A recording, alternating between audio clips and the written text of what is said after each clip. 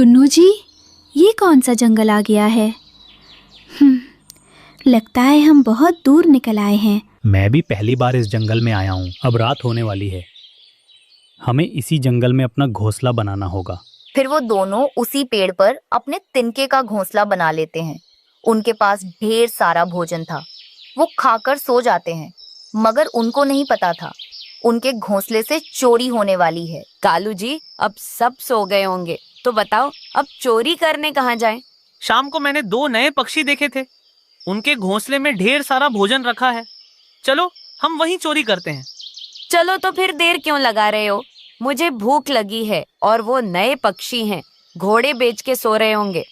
दोनों चोर कौवे रात के अंधेरे में निकल जाते हैं। वो सीधे चिड़िया के घोंसले में जाते हैं और धीरे धीरे भोजन की बोरी चुराकर भाग जाते हैं। सुबह हो जाती है। टुन्नू चिड़ा सो रहा था। टुन्नू जी जागिए, हमारे घोंसले से चोरी हो गई। भोजन का दाना नहीं है, जल्दी से उठिए। क्या कहा? चोरी हो गई? ये नहीं हो सकता। नए जंगल में बिना दाने पानी के कैसे रहेंगे? बहुत मुश्किल है। हमने कितनी मेहनत से भोजन जमा किया था, मगर सब चोरी हो गया। दोनों पति पत्नी बहुत परेशान होते हैं। वहीं कौवे मजे मजे से उनका दाना खा रहे थे और खुशियां मना रहे थे। वाह कालू जी, ये भोजन कितना अच्छा है। हाँ गोरी, अब हमें 2 महीने तक भोजन की चिंता नहीं है। खाओ पियो और ऐश करो। ऐसे वो दोनों कौवे मजे करते हैं। टुन्नू जी, दोपहर होने को है, कुछ तो खाने का इंतजाम करना होगा। मुझे बहुत तेज भूख लगी है। रीमा, मैं कहाँ जाऊँ? इस दिशा में क्या मिलेगा? कुछ पता नहीं। और कहीं गुम हो गया तो, कहीं चील मिल गई तो क्या होगा? नहीं नहीं टुन्नू जी, मैं भूखी रह लूँगी, मगर आप मेरे साथ रहें। कहीं आपको कुछ हो गया तो मैं अकेली कैसे रहूँगी? ऐसे वो दोनों बिना कुछ खाए सो जाते हैं। 2 दिन बीत जाते हैं। अब वो कमजोर हो गए थे। टुन्नू के रीमा, मैं आसपास से कुछ खाने को ले आता हूँ, आप यहीं पर रहना। नहीं टुन्नू जी, मैं भी आपके साथ चलूँगी। मैं अकेली नहीं रह सकती। बार बार मना करने पर रीमा चिड़िया नहीं मानती है और उसके साथ चली जाती है। वो धीरे धीरे उड़ते हैं तो उनको देखकर कालू कौवा कहता है, गोरी, ये तो वही पक्षी है ना जिनका भोजन हमने चुराया था। मेरे पास एक आइडिया है। हाँ है तो वही, मगर ये तो सूखकर कांटा हो गए। इनसे तो उड़ा भी नहीं जा रहा। देखो कैसे धीरे धीरे उड़ रहे हैं, जैसे इनमें जान ना बची हो। गोरी, अगर चील को इनके बारे में बताएंगे तो वो हमें ताजी ताजी फल दे देगी और इनका शिकार कर लेगी। ऐसे हमें और भी भोजन मिलेगा। अरे वाह पति जी, तुम भी मेरे साथ रहकर चालाक हो गए हो। अब जल्दी चलो, जल्दी से चील की गुफा की तरफ चलते हैं। फिर वो दोनों बुरे कौवे चील की गुफा की तरफ चले जाते हैं। चील दी, हमारे जंगल में तो चिड़िया पति पत्नी आए हैं। वो बहुत कमजोर है। आप उनका शिकार आंख बंद करके भी कर लोगी। अच्छा ठीक है। अब तो मैंने बंदोबस्त कर लिया है। मैं कल सुबह आऊंगी। चील दी, हमारा इनाम तो तुमने बोला नहीं, हमें क्या मिलेगा? हाँ लो, तुम्हारे लिए 2 टोकरी फलों की है। मांस खाने का मन है, इसलिए तुम ले जाओ। 2 टोकरी फलों से भरी देखकर कौवे बहुत खुश होते हैं और अपने घर चले जाते हैं। तब टुन्नू उन्हें देख लेता है। टुन्नू जी, यहाँ तो कुछ भी खाने को नहीं है। रीमा, वो देखें, तव्वों के पास ढेर सारे फल है। हम एक फल मांग लेते हैं, आधा आधा खा लेंगे। टुन्नू दोनों कौवों को रास्ते में रोक लेता है। कव्वे भैया, मेरा नाम टुन्नू है और ये मेरी पत्नी रीमा है। हम यहाँ नए आए हैं, बहुत भूखे हैं। एक फल दे दो, बड़ी कृपा होगी। हाँ कव्वी बहन, हमारा भोजन किसी ने चोरी कर लिया। हम 3 दिन से भूखे हैं, आप कुछ खाने को दे दो। छोटी चिड़िया, हम ये फल बांटने के लिए नहीं लाए, अपने लिए खाने लाए हैं। हाँ, इस जंगल में भोजन यूं ही नहीं मिलता है। बहुत दूर से मेहनत करके लाना पड़ता है। इतना बोलकर दोनों कौवे वहां से चले जाते हैं। देर रात हो जाती है। वो पति पत्नी अपने तिनकों के घोंसले में जागे हुए थे। टुन्नू जी, ये जंगल तो बहुत बुरा है और यहाँ के पक्षी निर्दय हैं। हम कल सुबह तक जिंदा रहे तो कहीं दूसरे जंगल चले जाएंगे। यहाँ गुजारा करना मुश्किल है। रीमा, सुबह क्यों? हम अभी चलते हैं। सुबह कुछ नहीं होने वाला। ये जंगल के पक्षी बहुत बुरे हैं। चलो हम अभी निकल जाते हैं। वो दोनों उड़ते हैं, उड़ते उड़ते दूर निकल जाते हैं। फिर वो जंगल के आखिरी हिस्से में पहुंच जाते हैं। वहां एक पुराना जंग लगा हुआ रेलगाड़ी था। टुन्नू जी, वो देखिए, वहाँ पर एक पुरानी रेलगाड़ी है। चलिए हम उसके अंदर चलते हैं। जब वो दोनों अंदर आते हैं तो देखते हैं कि वहां पर ढेर सारा भोजन रखा हुआ था। टुन्नू जी, यहाँ तो ढेर सारा अनाज है। लगता है इंसानों ने अनाज यहाँ पर छोड़ दिया है। हम आज से इसी ट्रेन में रहेंगे। न किसी चील की चिंता होगी और ना ही किसी बुरे पक्षी की। टुन्नू मान जाता है। फिर वो दोनों पति पत्नी भरपूर पेट भोजन करते हैं और फिर आराम से रेलगाड़ी में अपना घर बनाकर उसमें ही सो जाते हैं। दूसरे दिन चील पूरा जंगल छान मारती है और अंत में कौवों के पास जाती है। मैंने पूरा जंगल देख लिया, मुझे तो कोई कमजोर पक्षी नहीं दिखा। कौवो, तुमने झूठ बोला। सजा मिलेगी, तुम दोनों को सजा मिलेगी। मेरा मांस खाने का बहुत मन है, अब मैं तुम्हें छोड़ूंगी नहीं। चील दोनों कौवों को मारकर खा जाती है और वहां से चली जाती है। जंगल में तेज बारिश हो रही थी। मम्मा चिड़िया को अपने बच्चों के लिए दाना तो लेने जाना ही था। बच्चों, मैं दाना लेने जा रही हूँ। मौसम खराब है, कुछ भी हो सकता है। अगर मुझे आने में देर हो जाए तो घर से बाहर मत जाना, मेरा इंतज़ार करना। मुझे डर लग रहा है मम्मा, बारिश बहुत तेज है, अब कैसे जाएंगी? छुटकी, मैं पहले भी कई बार ऐसी बारिश में दाना लेने जाती रही हूँ। मेरे बच्चों, मुझे आपकी फ़िक्र है। अगर बारिश ना रुकी तो मेरे बच्चे कब तक भूखे रहेंगे? मम्मा, हम आपका इंतजार करेंगे। शाबाश मेरे बच्चों। अपने बच्चों को घर में छोड़कर मम्मा चिड़िया दाना लेने चली जाती है। खराब मौसम और तेज बारिश में उड़ना कोई बच्चों का खेल नहीं था। ये सब बहुत मुश्किल था, लेकिन एक माँ करती भी तो क्या उसे जाना ही था। वो उड़ती उड़ती दूर निकल जाती है, लेकिन अभी तक उसे कहीं से भी दाना नहीं मिला था। मम्मा चिड़िया घने जंगल में पहुंच जाती है। वहां बारिश का पानी पत्तों से टकराकर छन छन की आवाज दे रहा था और बाकी हर तरफ सन्नाटा था। कोई भी दूसरा पक्षी वहां ना था। मम्मा चिड़िया एक पेड़ के नीचे दाना देख लेती है। मिल गया, मुझे मेरे बच्चों का दाना मिल गया। मैंने कर लिया। झाड़ियों में छुपी हुई एक चील मम्मा चिड़िया को देख रही थी। मैंने भी कर लिया। मुझे भी भोजन मिल गया। ऐसे सोचकर वो बड़ी चील झाड़ियों से बाहर आती है और मम्मा चिड़िया का रास्ता रोक लेती है। माफ करना चिड़िया, मैं 2 दिन से भूखी हूँ। क्या करूँ? सब जानती हूँ, तेरे छोटे छोटे बच्चे हैं, लेकिन पापी पेट है कि समझता ही नहीं है। चिच, चील दी, मुझे जाने दे।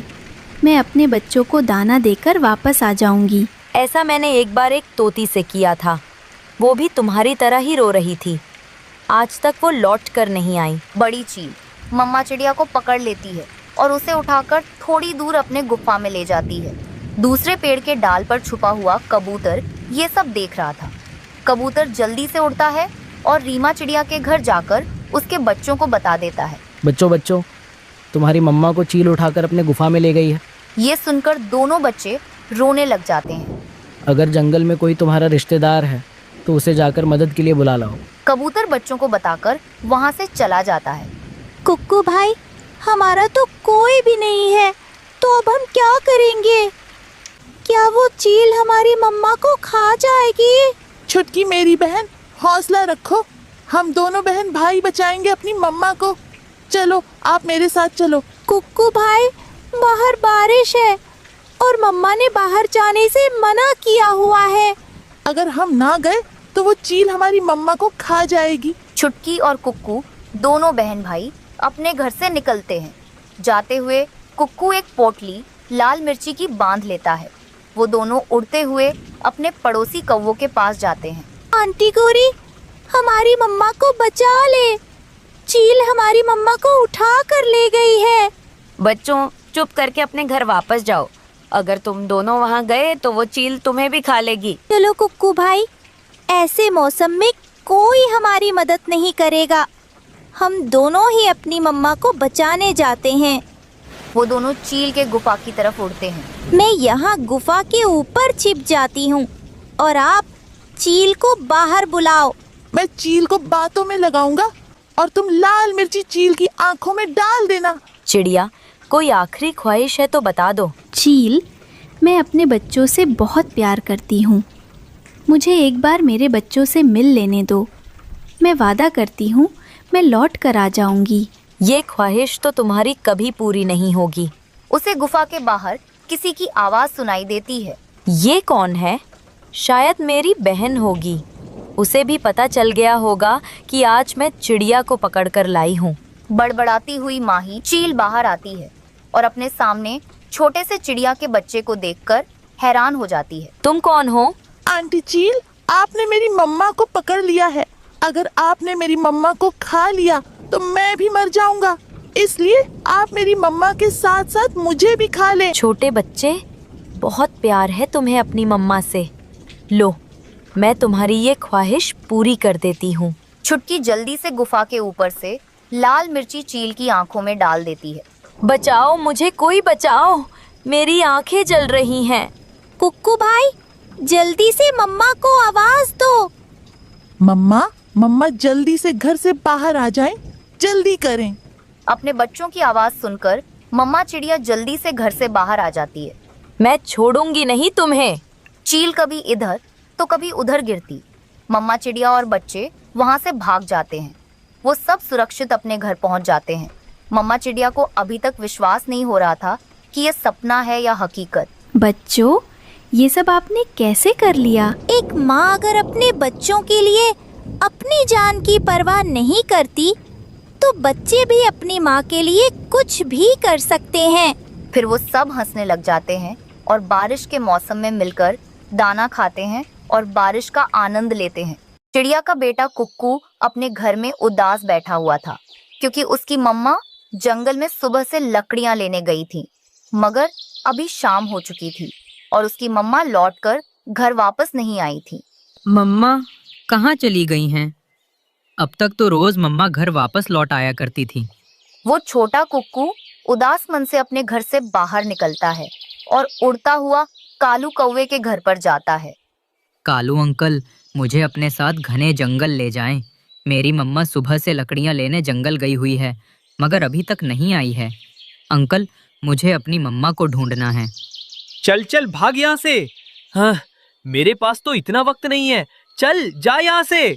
कुक्कू डरकर वहां से चला जाता है और खुद ही घने जंगल में अपनी मम्मा को ढूंढने के लिए निकल पड़ता है। कुक्कू अभी थोड़ी दूर ही उड़ा था कि रास्ते में उसे उसकी मम्मा मिल जाती है। चिड़िया ने अपने ऊपर एक लकड़ी की गठरी ली हुई थी। कुक्कू रोने लग जाता है।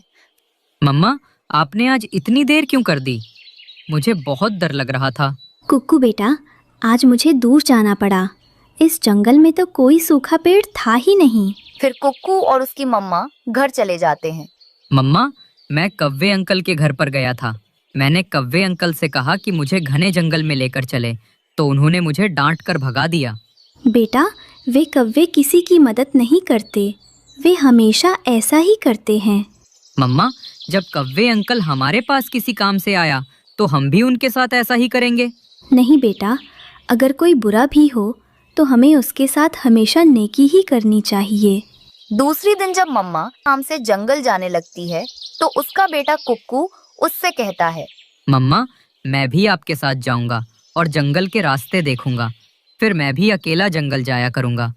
ठीक है कुक्कू बेटा, आप मेरे साथ आ जाओ। मगर कुक्कू बेटा, आप भी बहुत छोटे हो, आप अकेले जंगल नहीं जा सकते। चिड़िया अपने बेटे कुक्कू को अपने साथ लेकर जाती है। वे दोनों उड़ते उड़ते एक बाग में पहुंचते हैं जहां मीठे मीठे फल लगे हुए थे।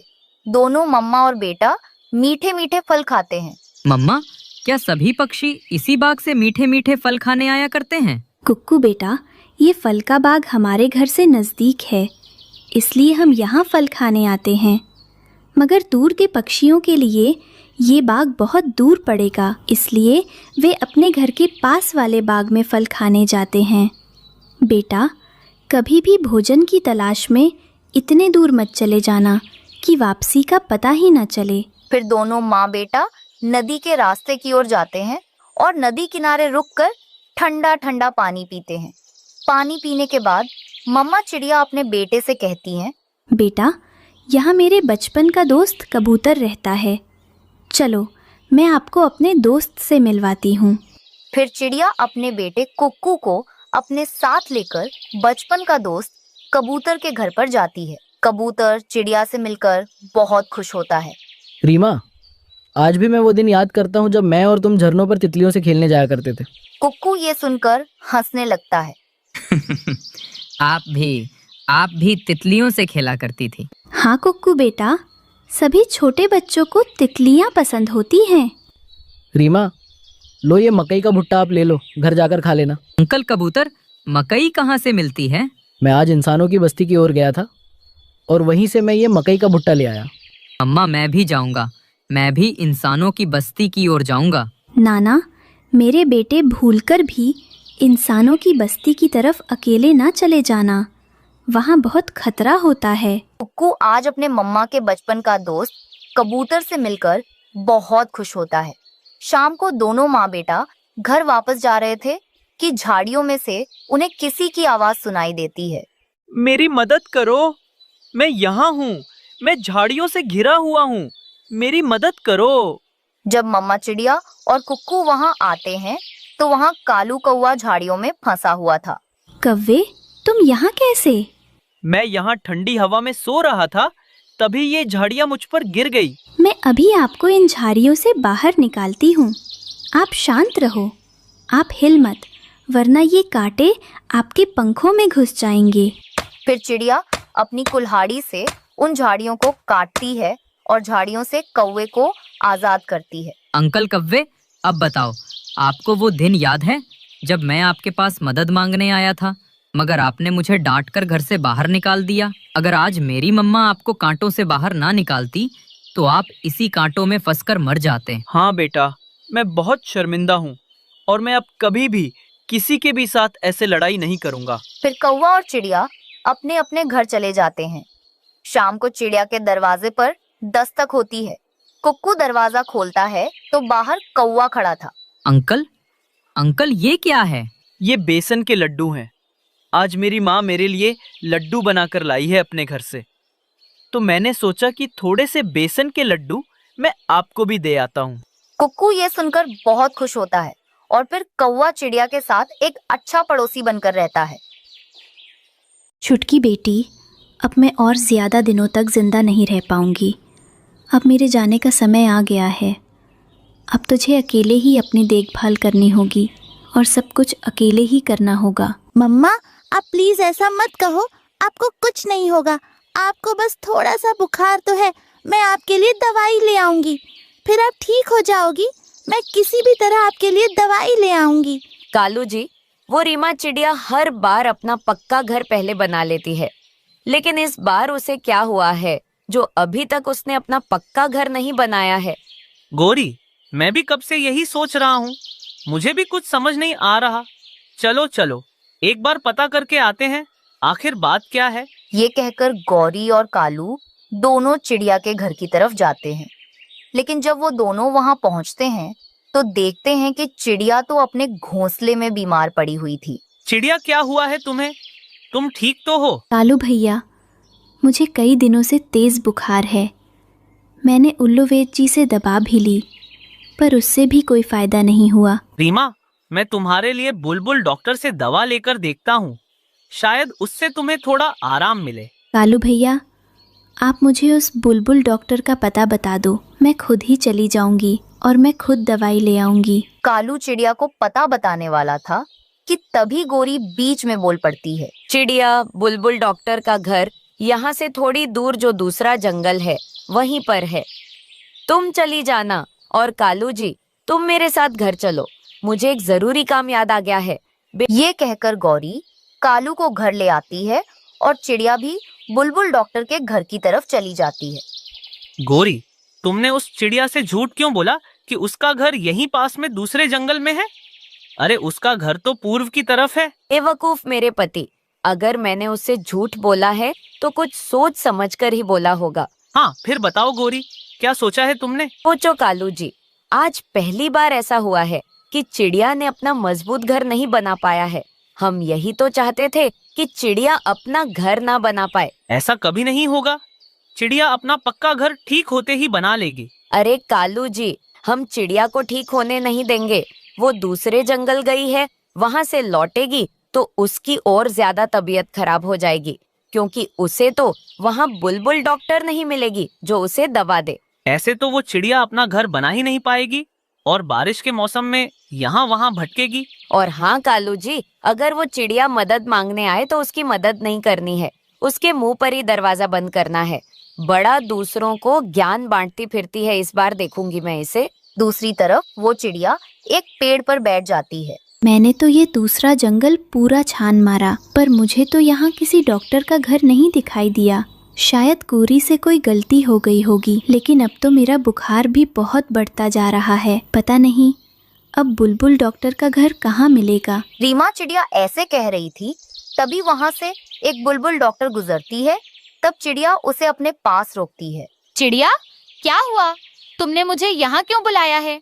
मैं बहुत जल्दी में हूँ। माफ करना बहन, वो क्या है ना, मैं आपसे पूछना चाहती हूँ कि आप ही बुलबुल डॉक्टर हो? हाँ चिड़िया, मैं ही बुलबुल डॉक्टर हूँ। बताओ क्या काम है? बुलबुल की ये बात सुनकर चिड़िया बुलबुल डॉक्टर को सारी बात बताती है। वो गोरी और कालू तो हैं ही ऐसे। मैंने एक बार गोरी की माँ के लिए दवा दी थी, और जब भी मैं गोरी से पैसे मांगती हूँ तो कल का बोल देती है। आज तक पैसे नहीं दे रही है मेरे। हाँ बुलबुल डॉक्टर, आप ठीक कहती हो, वो दोनों है ही ऐसे। बुलबुल डॉक्टर, आप मुझे बुखार की दवा दे दो। मुझे तेज बुखार है और कई दिनों से जा ही नहीं रहा है, तो आप अच्छी दवा देना। चिड़िया की ये बात सुनकर बुलबुल डॉक्टर उसे दवा देते हुए कहती है। चिड़िया बहन, ये मैंने फूलों का रस दिया, इसे समय से पीना और दवा ठीक से लेना। और हाँ, बारिश में मत भीगना, नहीं तो तुम्हारी तबीयत ज्यादा खराब हो सकती है। बुलबुल बहन, ये लो आपके पैसे, आपका बहुत धन्यवाद। चिड़िया दवाई लेकर अपने घर की तरफ वापस आ जाती है। कालू और गौरी तो अपने घर के बाहर बैठे उसके आने का इंतजार कर रहे थे। चिड़िया जब अपने जंगल में आती है तो कालू और गौरी उसे देख लेते हैं। कालू जी, वो चिड़िया आ गई है, चलो उसके घर चलते हैं। चिड़िया बहन, हम तुम्हें बताने वाले थे कि उस बुलबुल डॉक्टर का घर दूसरे जंगल में नहीं बल्कि पूर्व वाले जंगल में है, पर तब तक तो तुम निकल चुकी थी। धन्यवाद कालू भैया, जो अब तो आपने सही बता दिया। ठीक है, तो फिर मैं कल पूर्व वाले जंगल की तरफ चली जाऊंगी। अब आप अपने घर जाओ, मैं बहुत थक गई हूँ। छुटकी बेटी, ला मुझे एक गिलास पानी तो लाकर दे दे, जो मैं ये दवाई खा लूँ। छुटकी अपनी मम्मा को एक गिलास पानी दे देती है। तब चिड़िया दवाई खा लेती है। ऐसे ही कुछ दिन बीत जाते हैं। अब रीमा चिड़िया बिल्कुल ठीक हो जाती है। छुटकी बेटी, तुम घर पर ही रहना, मैं लकड़ियाँ लेने जा रही हूँ, क्योंकि हमें अपना घर भी तो पक्का करना है। नहीं मम्मा, मैं आपको अकेले नहीं जाने दूंगी। आपकी अभी अभी तो तबीयत ठीक हुई है। मम्मा, मैं भी आपके साथ चलती हूँ, हम दोनों लकड़ियाँ ले आएंगे। नहीं छुटकी बेटी, तुम घर पर रहना और अपना ध्यान रखना, मैं लकड़ियाँ लेकर जल्दी आ जाऊंगी। ये कहकर चिड़िया लकड़ियाँ लेने चली जाती है और वो थोड़ी देर बाद जंगल से लकड़ियाँ ले आती है। कालू और गौरी अपने घर के बाहर बैठे ये सब कुछ देख रहे थे। गौरी देखो, चिड़िया ठीक हो गई और ठीक होती ही अपना घर पक्का करने के लिए लकड़ियाँ ले आई है। चाहे कुछ भी हो जाए, चिड़िया अपना पक्का घर नहीं बना पाएगी और अभी बारिश भी शुरू हो जाएगी। देखो आसमान पर कैसे काले बादल छाए हुए हैं। फिर चिड़िया आएगी अपनी बेटी को लेकर तेज बारिश में मेरे घर मदद मांगने, तब ऐसा लंबा भाषण देकर भगा दूंगी कि जिंदगी भर याद रखेगी। हम क्यों फालतू में यहाँ बैठे हैं, चलो हम घर के अंदर चलकर चिड़िया को घर के अंदर से देखते हैं। ये कहकर गौरी और कालू अपने घर के अंदर चले जाते हैं। हे भगवान, अब मैं क्या करूं? बारिश तो होने वाली है। अगर मैं लकड़ियों का घर बना लूंगी तो उसमें तो ज्यादा समय लग जाएगा। मम्मा, आप चिंता क्यों करती हो? आप जंगल से बड़े बड़े केले के पत्ते ले आओ, घर के ऊपर लगा देना, फिर घर के ऊपर पानी नहीं आएगा। आपको याद है नानी भी केले के पत्ते का घर बनाया करती थी। छुटकी बेटी, ये बात तो तू एकदम ठीक कहती है। ये बात मेरे दिमाग में क्यों नहीं आई? मैं पत्ते लेकर आती हूँ। ये कहकर चिड़िया थोड़ी देर में जंगल से पत्ते भी ले आती है और अपने पूरे घर पर लगा लेती है।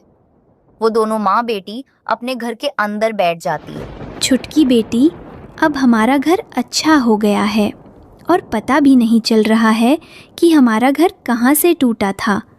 अब बिल्कुल ठीक हो गया है। बारिश का पानी भी घर के अंदर नहीं आएगा। चिड़िया अपनी बेटी के साथ खुशी से घर में बैठी थी। बारिश शुरू हो जाती है। तब गौरी अपने पति से कहती है, देखो कालू जी, बारिश भी शुरू हो गई है। अब चिड़िया आती होगी किसी भी वक्त हमारे घर। नहीं गौरी, ऐसा कुछ भी नहीं होगा। एक बार खिड़की के बाहर देखो। ये क्या कालू जी, चिड़िया ने तो अपने घर को पत्ते से ढक लिया है। पर कुछ नहीं, ये पत्ते ज्यादा देर तक नहीं चलेंगे, बारिश के पानी से फट जाएंगे। तब कालू पकौड़े खाने लगता है। वो खा रहा था, तभी ऊपर से पानी गिरता है उसके पकौड़ों में। ये क्या? हमारी छत से तो पानी टपक रहा है। जरूर आपने छत को अच्छे से पक्का नहीं किया होगा। दीवारों का काम मेरा था और छत का आपका। फिर भी आपने काम ढंग का नहीं किया। गौरी, मुझे माफ कर दो।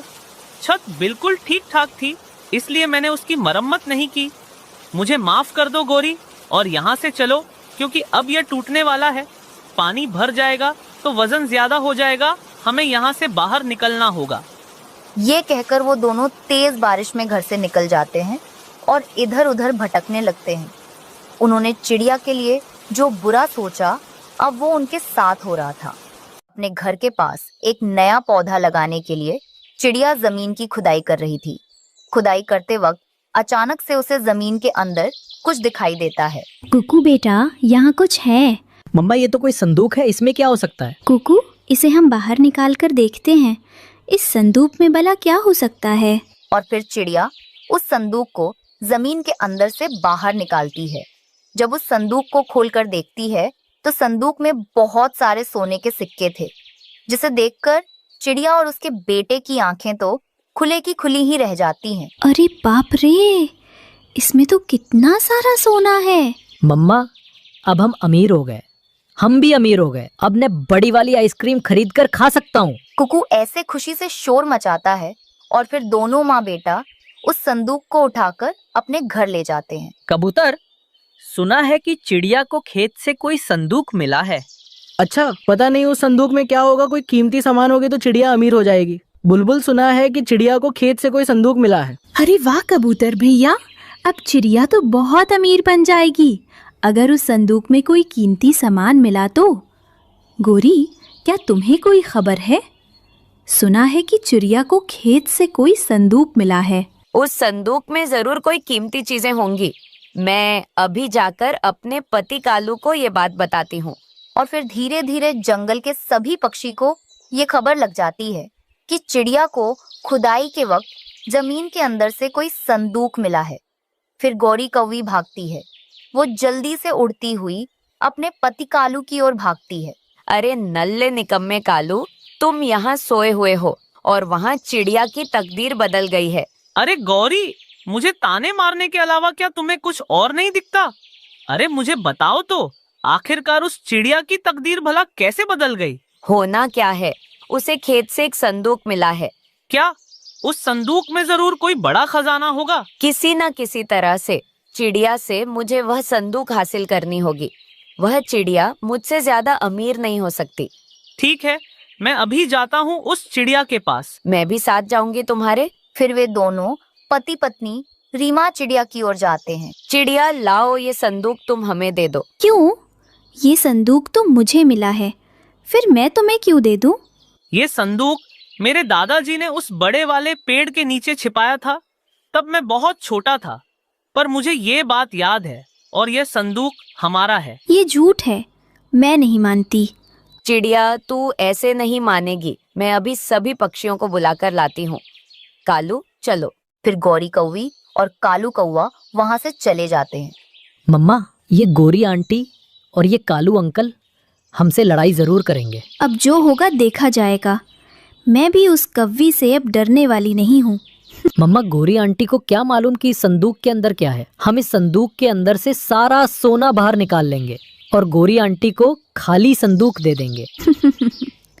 हाँ हाँ कुकू बेटा, हम यही करेंगे। इससे सांप भी मर जाएगा और लाठी भी नहीं टूटेगी।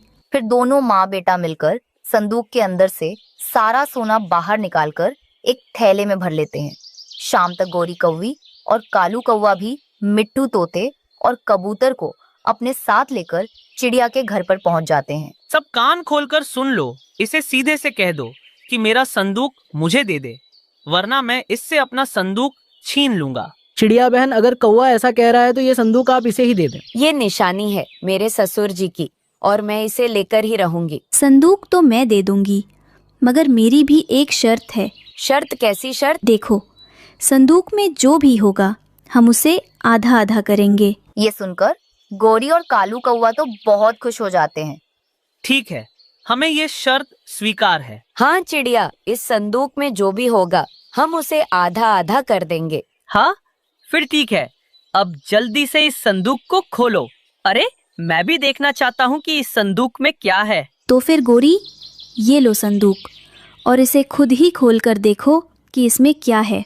फिर गोरी कौवी जल्दी से उस संदूक को खोलती है, मगर वो संदूक तो खाली निकला, क्योंकि चिड़िया ने तो पहले ही उस संदूक के अंदर से सारा सोना बाहर निकाल लिया था। कालू, ये तो खाली है। देखो, अब ये ना कहना कि मैंने इस संदूक से तुम्हारा कुछ बाहर निकाल दिया है।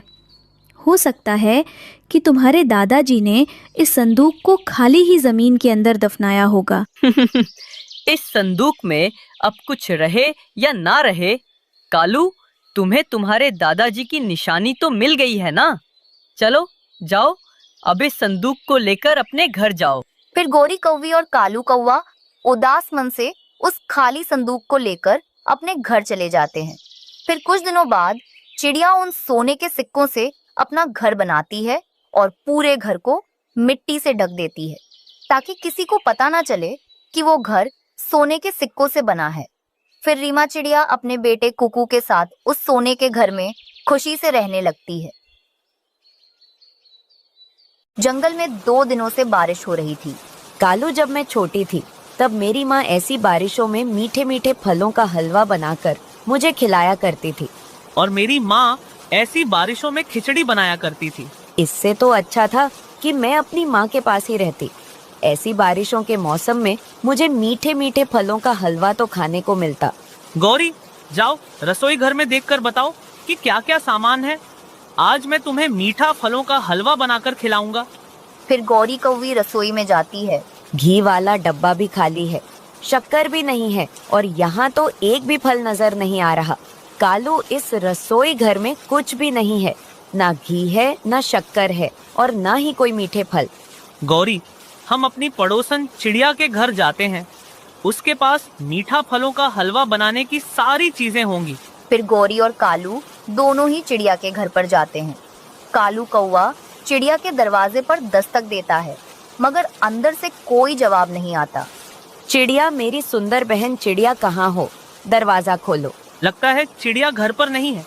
चलो गौरी, हम कबूतर के घर पर जाते हैं। फिर कौवा और कौवी कबूतर के घर पर जाते हैं। तेज बारिश में मीठे मीठे हलवा खाने के लिए कौवा और कौवी प्रयास कर रहे थे। कबूतर, क्या तुम घर में हो? चिड़िया दरवाजा खोलती है। चिड़िया, तुम यहाँ हो और हम तुम्हारे घर पर ढूंढ कर आए हैं तुम्हें।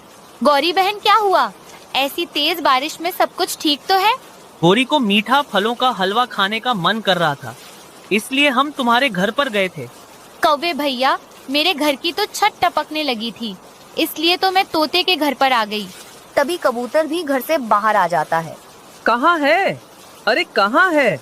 मीठे फलों का हलवा कहाँ है? गंदी आंखों वाले कबूतर, हलवा कहाँ है? हम तो खुद ही मीठे फलों का हलवा ढूंढ रहे हैं। गौरी बहन, चलो हम सब घने जंगल के अंदर जाते हैं। वहाँ हमें मीठे मीठे फल मिल जाएंगे और फिर हम सब मिलकर मीठे मीठे फलों का हलवा बनाकर खाएंगे। फिर वे सभी घने जंगल की ओर चले जाते हैं।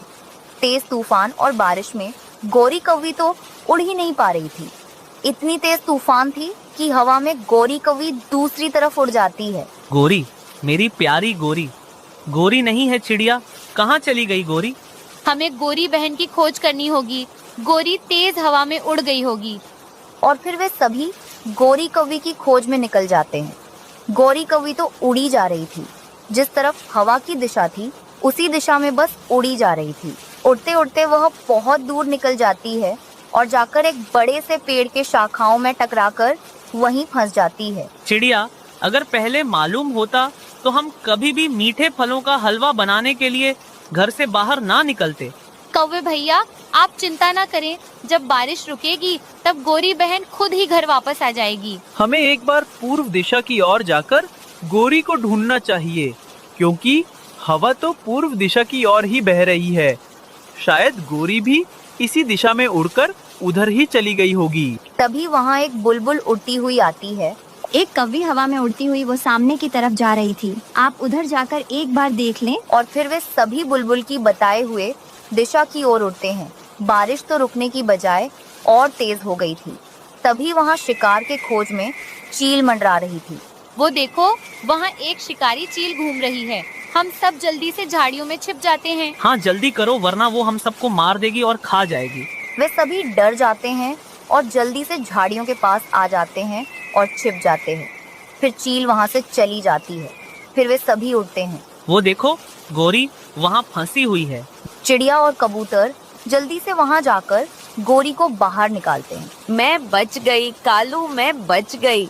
गौरी, तुम ही ने जिद की थी ऐसी तेज बारिश में मीठा फलों का हलवा खाने की। जी तो तुम्हारा भी कर रहा था, वरना मेरे कहने पर तो तुम कभी यहाँ नहीं आते। चले, अभी हमें फल लेने भी जाना है। अभी वे उड़े ही थे कि तभी वहाँ उनका पुराना दोस्त मिट्टू तोता भी आ जाता है। तुम सब यहाँ, और वो भी इतनी तेज बारिश में? हम तो घने जंगल में मीठे फल लेने जा रहे हैं। कालू और गोरी का मीठा हलवा खाने को दिल कर रहा था। वो सामने ही मेरा घर है। जब तक ये तेज बारिश हो रही है तब तक आप सभी मेरे घर में रुक जाएं, और जैसे ही बारिश रुक जाएगी फिर आप सभी चले जाना। मिट्टू तोता उन सबको अपने घर लेकर जाता है। तोते घर में क्या बन रहा है? खुशबू तो बहुत अच्छी आ रही है। फिर तोते की पत्नी रसोई से बाहर आती है। मैं अपने पति के दोस्तों के लिए मीठे मीठे फलों का हलवा बनाकर लाई हूँ। क्या आप सभी को मीठे फलों का हलवा खाना पसंद है? ये सुनकर सब हैरान हो जाते हैं। हरियाली मीठा हलवा खाने के लिए ही तो इतनी तेज बारिश में हम सभी मारे मारे फिर रहे थे। फिर हरियाली उन सभी को मीठा मीठा हलवा खाने को देती है।